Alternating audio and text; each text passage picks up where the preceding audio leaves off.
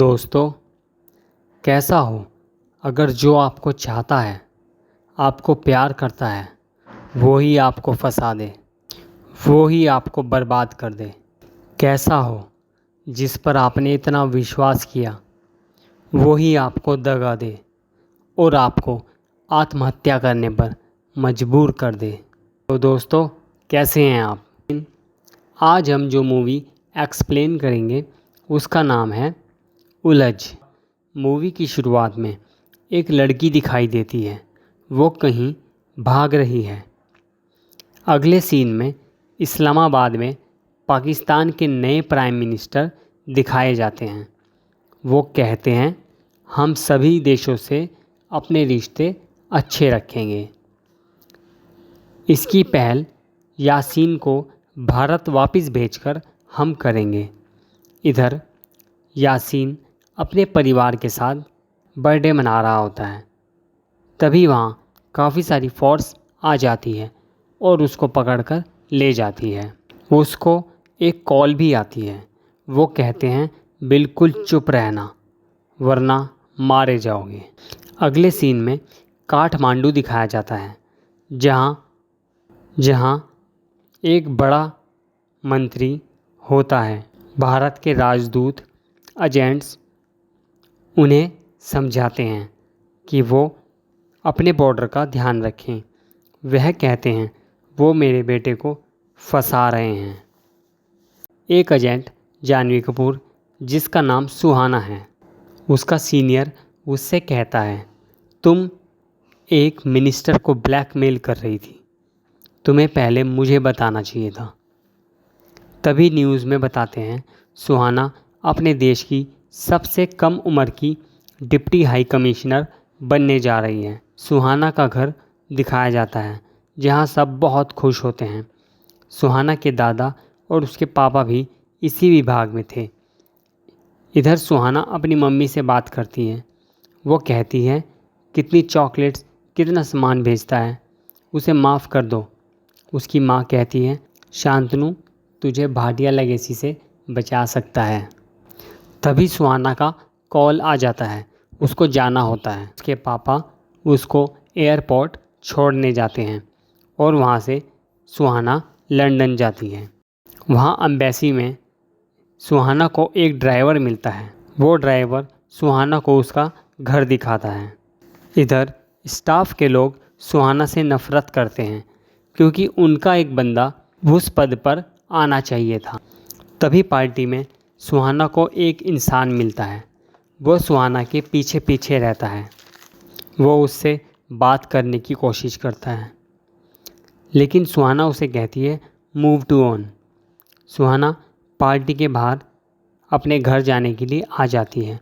तभी वो आदमी भी अपनी बाइक पर आ जाता है। वो सुहाना को चलने के लिए कहता है। सुहाना का ड्राइवर उसे कहता है, चलो बेटी, बहुत रात हो गई है, हमें घर जाना चाहिए। लेकिन वो उसकी नहीं सुनती और उस बाइक पर चल पड़ती है। वो काम के बाद अक्सर उसके साथ घूमने जाती है और उनमें प्यार व्यार सब कुछ हो जाता है। एक सुबह सुहाना उठती है, वो आदमी कहीं नहीं होता। उसका लेटर होता है। वो कहता है, मेरे जानने वाले आ रहे हैं, मैं उन्हें लेने जा रहा हूँ। सुहाना एक मीटिंग में जाती है, वहाँ वो भी होता है। वो सुहाना को मोबाइल में वीडियो दिखाता है, जिसमें वो और सुहाना होती हैं। वो सुहाना से कोई पेपर लाने को कहता है। तभी वहाँ सुहाना के बॉस आ जाते हैं। वो आदमी कहता है, मैं सुहाना का कज़न हूँ, मैं सुहाना से मिलने आया हूँ। वो सुहाना से कहता है, 72 घंटों में अगर वो पेपर नहीं मिले तो मैं ये वीडियो वायरल कर दूँगा। वो अपने बॉस को बताने की कोशिश करती है, लेकिन उसका बॉस बताता है, किसी ने उसको पॉर्न वीडियो भेजी है। अगर किसी को पता लग गया कि मेरे पास पॉर्न वीडियो है तो मेरा क्या होगा। आजकल खबर इधर से उधर बहुत जल्दी पहुंचती है। सुहाना उसकी बात सुनकर डर जाती है और वापस आ जाती है। उधर पाकिस्तान में प्राइम मिनिस्टर और रक्षा मंत्री बात कर रहे हैं। वो कहता है, यासीर को आप पाकिस्तान से भारत लाए थे। अब यासीर भारत का ही था, उसने पाकिस्तान को भारत की गुप्त जानकारियाँ दी थी। क्या ऐसा नहीं हो सकता यासीर भारत जाएगा और हमारे राज उनको बताएगा? रक्षा मंत्री भारत फ़ोन करके कहता है 15 अगस्त को हमारे पीएम तुम्हारे मुल्क में आ रहे हैं। इधर सुहाना पेपर्स की कॉपी बना रही होती है। तभी जेकब आ जाता है। वो सुहाना से पूछता है कोई काम है क्या? कि नहीं, मैं कर लूँगी। उधर सुहाना उस आदमी को कॉल करके बुलाती है और वो फाइल खोलता है और पेपर लेके चला जाता है। सुहाना को वीडियो का डाटा दे देता है। उधर सुहाना ने पेपर कॉपी करने के बाद उसमें कुछ चेंजिंग कर दी थी। उधर वो आदमी अपना ग्लव उतारकर फाइल खोलता है। उसके फिंगरप्रिंट उस पर आ जाते हैं। सुहाना अपने ड्राइवर अंकल से कहती है मुझे कुछ फिंगरप्रिंट्स निकलवाने हैं, क्या आप किसी को जानते हैं? ऑफिस में ये काम नहीं करना है। कराची में यासीन को ज़िंदा रखा जा रहा है। वो कहते हैं इंडिया जाने तक इसको किसी भी हाल में ज़िंदा रखना है। सुहाना घर भाग रही होती है। उसको उसी आदमी का फ़ोन आता है और वो कुछ फ़ोटोज़ सुहाना को फिर भेजता है। वो कहता है तुम मेरे बारे में सुनना चाहती हो, तुम मेरे फिंगरप्रिंट्स निकाल रही हो, मैं ही तुमको अपने बारे में बता देता हूँ कि मैं कौन हूँ। वो कहता है ध्यान से सुनना, डर मत जाना, मैं एक पाकिस्तानी एजेंट हूँ। मेरा नाम मोहम्मद हुमायूं अख्तर है। मैं 40 साल का हूँ। वो सुहाना को फ़ोटो भेजता है जिसमें वो अख्तर को फ़ाइल दे रही है। इधर रॉ को भनक लग चुकी है कि कोई हमारी इन्फॉर्मेशन लीक कर रहा है। इधर अख्तर सुहानी से कहता है अब मुझे कुछ नाम चाहिए तुम्हारे रॉ के एजेंट्स के। तुम्हारे पापा कुछ समय में ही गवर्नर ऑफिस जा रहे हैं। अगर उनको पता लगेगा कि तुम ऐसे काम कर रही हो तो उनका क्या हाल होगा? सुहानी परेशान हो जाती है।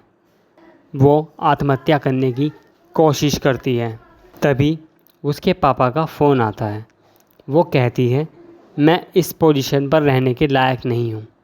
उसके पापा कहते हैं मैंने तुमसे कहा था कि अभी तुम तैयार नहीं हो, लेकिन तुमने कहा था मैं साबित करके दिखाऊंगी कि मैं इस पोजीशन के लायक हूँ, इसलिए तुम्हें लड़ना होगा।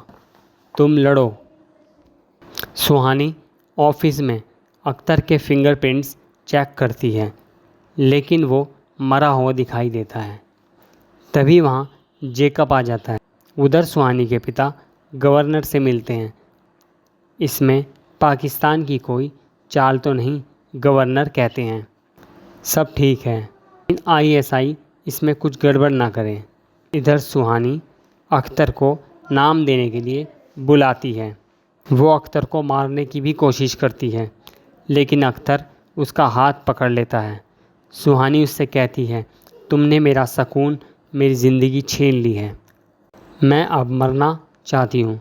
अख्तर कहता है वहाँ तुम्हें काफ़ी सुकून मिलेगा, तुम्हें वहाँ जाकर देखना चाहिए। उधर रॉ चीफ अपने एजेंट्स पर भड़क रहा था। पहले एक डील और अब हमारे एजेंट्स के नाम, ये सब कैसे लीक हो रहे हैं, पता करो। इधर सुहानी अपने घर पर होती है। तभी जेकब आता है। वो कहता है तुमको शर्म नहीं आती देश को बेचते हुए? तुम्हारी तनख्वाह क्या कम पड़ रही थी कि तुम्हें और भी पैसे चाहिए? वो पूछता है तुम्हारा हेड कौन कौन है? तभी उसको गोली मार दी जाती है। वो काफ़ी डर जाती है। इसका मतलब वो लोग उस पर हर समय नज़र रखे थे। वो लोग आते हैं जिसमें अख्तर भी होता है और जेकब की लाश को ले जाते हैं। वो सब साफ़ सफाई वहाँ पर कर देते हैं। अगले दिन वो एक लेटर लिखती है और जा ही रही होती है, तभी राह के 2 एजेंट्स उससे मिलने आते हैं। वो सुहानी को बताते हैं कि कैसे कोई हमारी जानकारियाँ लीक कर रहा है और कल रात जेकब भी मारा गया था अपने घर में आग लगने से। हम चाहते हैं आप इस ऑपरेशन को लीड करें। सुहानी कहती है मैं क्यों? वो कहते हैं कोई एजेंट ही हम सब की बातें लीक कर रहा है, अब आप यह संभालें। इधर सुहानी अपने ऑफिस में होती है, तभी अख्तर वहीं पासपोर्ट बनवा रहा होता है। सुहानी उसका पीछा करती है तो एक कैफ़े में जाता है। अब सुहानी अपने कैमरे को उनकी तरफ करके सीधी निकल जाती है और कई फ़ोटोज़ खींच लेती है। उसमें वो देखती है वो ड्राइवर भी वहीं बैठा होता है। वो समझ जाती है वो ड्राइवर भी मिला हुआ था। तभी सुहानी की सारी बातें अख्तर तक जाती थी। इधर सुहानी उस ड्राइवर के घर पर जाती है। उनकी बहस होती है और लड़ाई होती है। इस लड़ाई में ड्राइवर मर जाता है। सुहानी घर की छानबीन करती है। उसे एक लैपटॉप मिलता है, फ़ोन और उसकी और अख्तर की फ़ोटोज़ मिलती हैं। उसे वो वीडियो भी मिलती है जिसके ज़रिए अख्तर सुहानी को ब्लैकमेल कर रहा था। तभी वहाँ समन आता है और सुहानी को गद्दार समझता है। सुहानी उसे सारी बात समझाती है और कहती है मैं इस पोजीशन के लायक नहीं हूँ। समन कहता है ये बात सही है, तुमको कोई ट्रेनिंग नहीं दी जाती है और तुम एक विक्टिम भी हो। सुहानी कहती है ड्राइवर मरते हुए कह रहा था वो गद्दार नहीं है, वो देश को बचाना चाहता है। समन कहता है अगर वो गद्दार नहीं था तो तुम्हारी वीडियोस कामंत को क्यों भेज रहा था? कामंत रॉ के हेड चीफ का राइट हैंड है।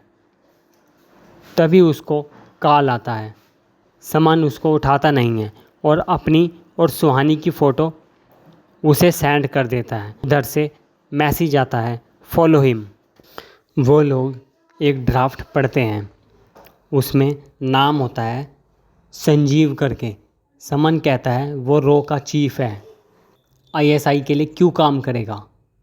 इधर अख्तर 15 अगस्त के दिन कुछ बड़ा हंगामा करने के लिए दिल्ली आ गया है। वो कहते हैं हमें दिल्ली जाकर ये सब रोकना होगा। समन सुहानी को कहता है अख्तर की फ़ोटो मुझे सेंड करो। समन रावलपिंडी में अपने एजेंट से बात करता है और उसको वो फ़ोटो सेंड करता है। इधर दिल्ली में अख्तर पहुंच चुका है। वहाँ एक औरत होती है और कहती है जब तक ऊपर से कॉल ना आवे कुछ नहीं करना है। इधर कामंत को उसके बॉस का कॉल आता है।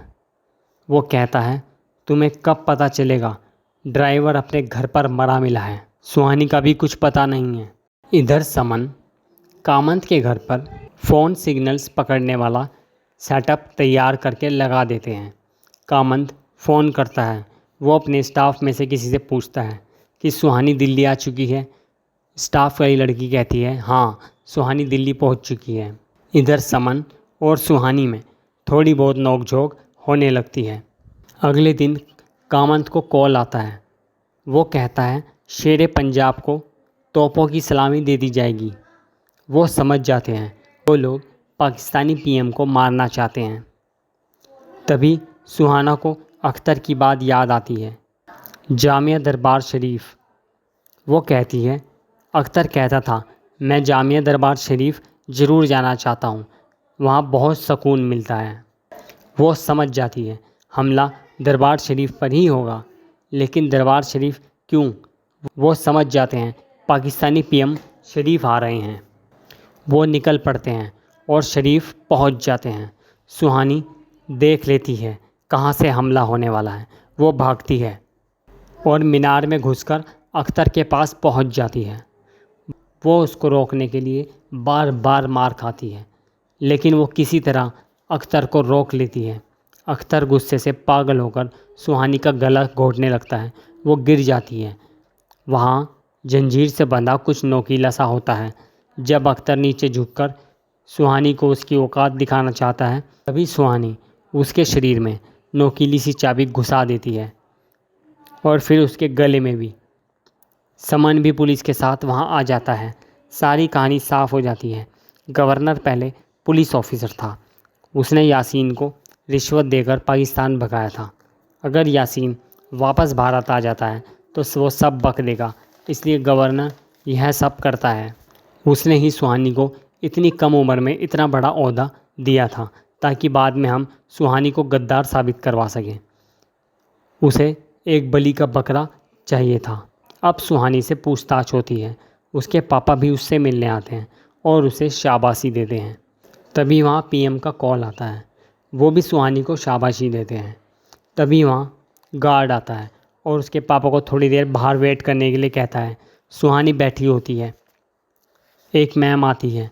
वो सुहानी को कहती है, तुम में सारी काबिलियत है, तुम सोचती भी अच्छा हो, तुम आखिरी दम तक लड़ना भी जानती हो, तुम अपने देश के लिए कुछ भी करने से नहीं हिचकती हो। हम एक एसोसिएशन है और हमारी एसोसिएशन का नाम है ब्लैक कैट, सुना होगा तुमने। तुम चाहो तो हमें ज्वाइन कर सकती हो। सुहानी कहती है, मैं अभी ठीक नहीं हूँ। वो कहती है, कोई नहीं, तुम टाइम ले लो, ये मेरा कार्ड है, जब तुम्हें लगे तुम आ जाना। सुहानी अपने पिता के साथ जाती है।